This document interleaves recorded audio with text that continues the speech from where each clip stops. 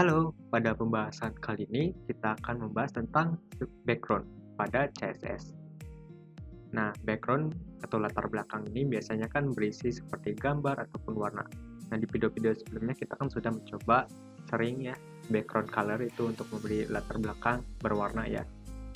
Nah, di sini kita akan coba tentang background di mana latar belakangnya adalah sebuah gambar.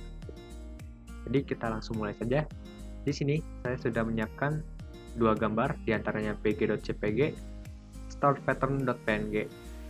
Dan di sini juga saya sudah membuat satu file yang bernama background.html. Nah, pertama saya akan membuat sebuah div kelas jumbotron misal.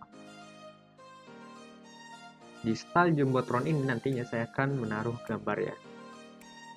Kita panggil kelas jumbotron. Nah, lalu di sini untuk menggunakan latar belakang, nama propertinya adalah background. Ataupun kita bisa spesifik yaitu background image ya.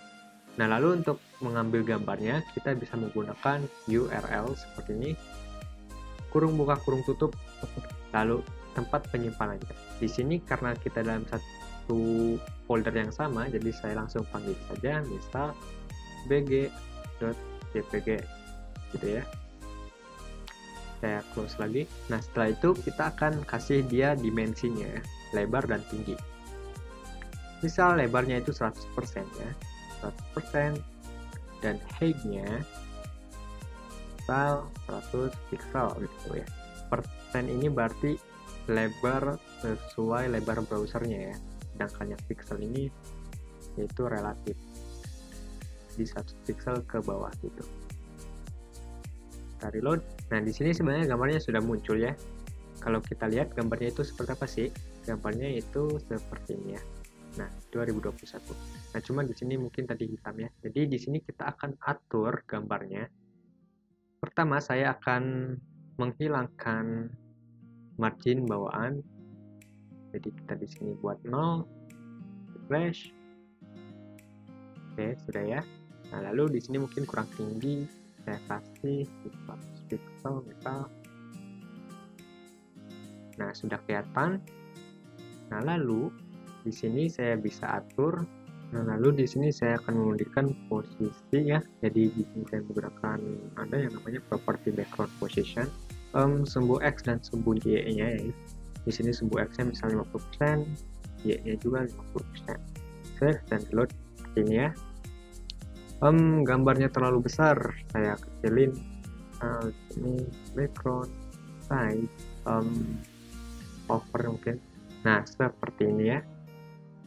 Background size-nya dibuat cover agar dia menyesuaikan ukuran dari si div-nya ya. Yang div-nya itu kan 100% dan 500 pixel ya. Oke, jadi seperti ini. Ini kan kurang ke atas ya. Jadi di sini saya akan ubah ke atas berarti sumbu Y ya. Oops, 60. Oke ya, 60%. Jadi seperti ini.